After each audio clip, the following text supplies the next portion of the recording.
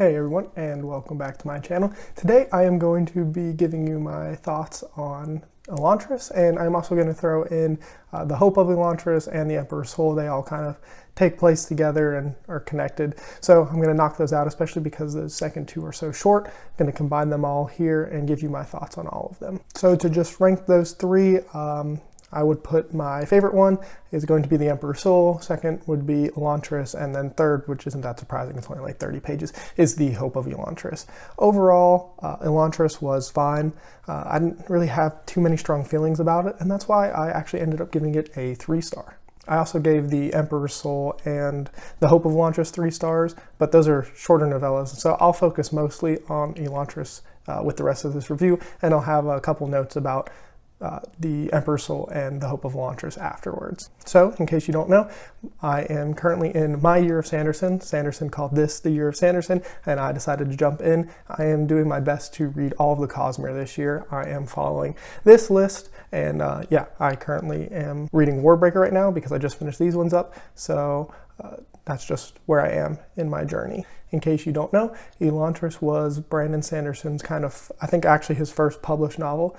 So you can definitely kind of tell the general overview of the book is a world has, or not even a world, a place, Elantris, has lost its magic, and that has had wide sweeping effects on the people in and around Elantris. So let's go ahead and start with the things that I did like. And as it seems like is always the case with a Brandon Sanderson book, is I liked the magic here. I thought it was pretty interesting. The Aeons, I think is how it's pronounced, are just, it was cool. It's not a magic I had really seen before, with the ability to kind of draw and have things happen. That was a cool kind of twist. I also liked the ailment that the Elantrians had in this book. The thought of like all of the pain you have felt kind of accumulating and building up over time was a really interesting concept. You know, I don't think most people think about how many little things they do during the day. You know, stubbing your toe, hitting a wall kind of hard, dropping something, you know, just hitting your hand on something, and how those little things, you know, we don't think about, they go away pretty quickly. But the thought of all of that staying with you and accumulating to the point that you, you know, lose it was really interesting. It wasn't something I had ever thought about, you know, all those little things that happen, but you know, it really would add up. I can understand, you know, that accumulation would be an awful thing to experience. My last thing that I liked is, I'm going to try and get his name right, Rohedin?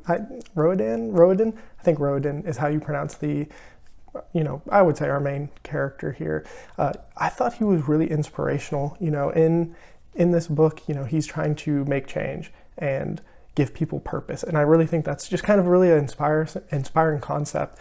You know, just to, even though things are really bad, like as bad as things could possibly be for all these people, he's still trying to move forward and, you know, give people purpose and make change. I found that whole kind of angle to his character to be really inspiring, and yeah, it can be kind of a lesson that people can take for themselves, that, you know, to move forward, give yourself a purpose, even though something bad might be happening. You know, you can definitely still try to make the best with what you have. And I don't know if maybe I'm just kind of on like a motivational kick. I was watching a podcast recently, Brian Shaw's podcast. He's a 4-time world strongest man, if you're not familiar with him. And he was talking with somebody who had just really been through a lot of hard things in their life, and how they didn't give up. And that's kind of how I felt with reading this character and this angle to him of trying to make everything better. I don't know. It just, I think that's going to be the main thing that sticks with me. You know, this story isn't something that I think is really going to stick with me in the long term, but that inspirational kind of character thing really, I think, is going to be the one thing that sticks with me the most. That kind of brings me to the things I didn't like about it, and I kind of mentioned it there at the end. But yeah, I don't think this book is going to be very memorable to me. I think I'm going to forget, you know, most of the stuff that happened. The whole time I was reading it, I don't know, I never really connected with this story. And that's a me thing. Sometimes that happens. There are stories where I never connect with it, or it's in and then out. You know, it's not something that really like I absorb. I don't know what it was. There wasn't like one specific thing.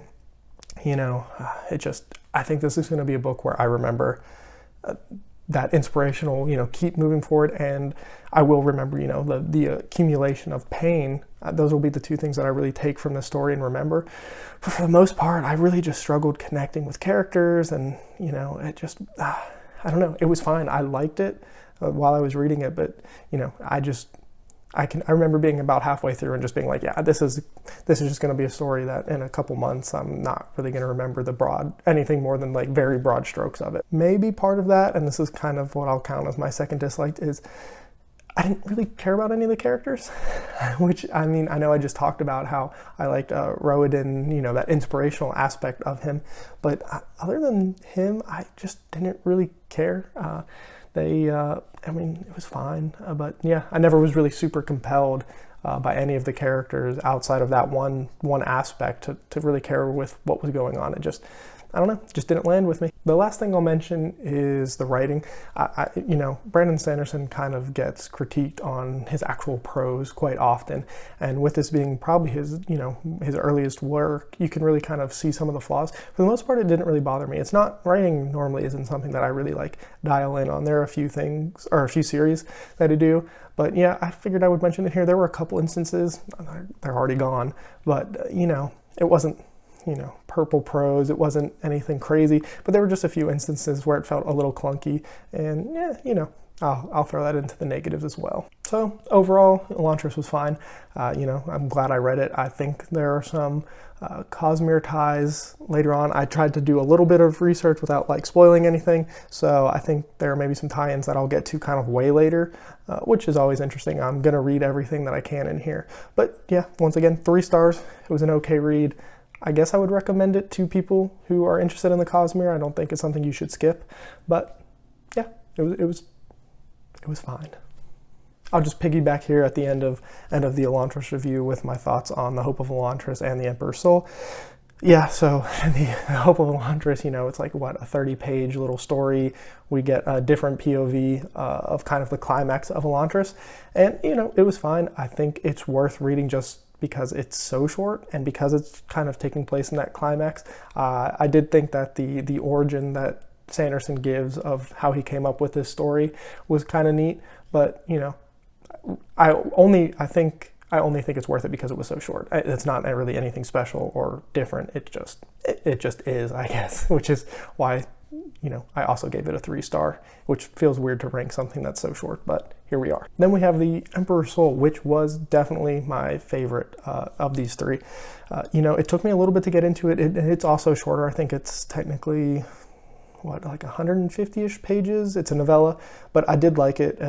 It had an interesting story. It's obviously set all in the same planet, and I did like it. I really liked the magic here too. The idea of being able to kind of craft different, personalities that you can kind of then activate. I don't know. It seemed like a neat idea, and also the inspiration that Sanderson got from the real world, where he saw the stamps in, was he in Taiwan? I think so. Where he got that inspiration from. It was cool, and all the work that really went into making the magic happen.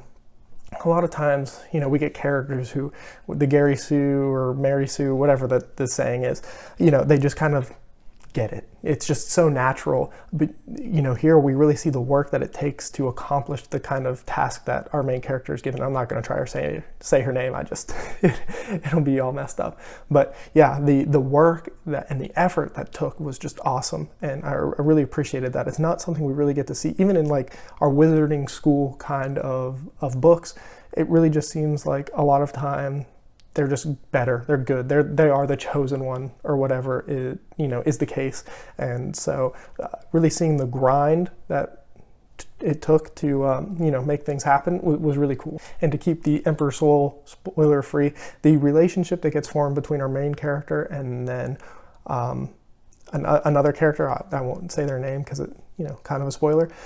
By the end of the book or story, I really liked the relationship that they had crafted. There was a lot of cultural kind of exchangey kind of point of view, maybe changing, maybe not changing, but I don't want to say manipulation, but appreciation maybe of different ways of life. I really liked that, and just the connection that they ended up forming in such a short short novel, you know, I feel like a lot of character work was done here, and I really did like it. Now, apparently there is an Elantris sequel planned, maybe in the works or something like that. And personally, what I would really like to see is the Elantrian magic and the magic from the Emperor's Soul kind of coming together, and, you know, some kind of exploration there. I don't even really know exactly what, but I would want those two magics to definitely become intertwined somehow. I think that'd be a really cool addition if we do get a second Elantris, you know, full-length novel, which apparently is supposed to happen. But that is all for me. If you've read these stories or have any questions, let me know your thoughts down in the comments below, and have a good one.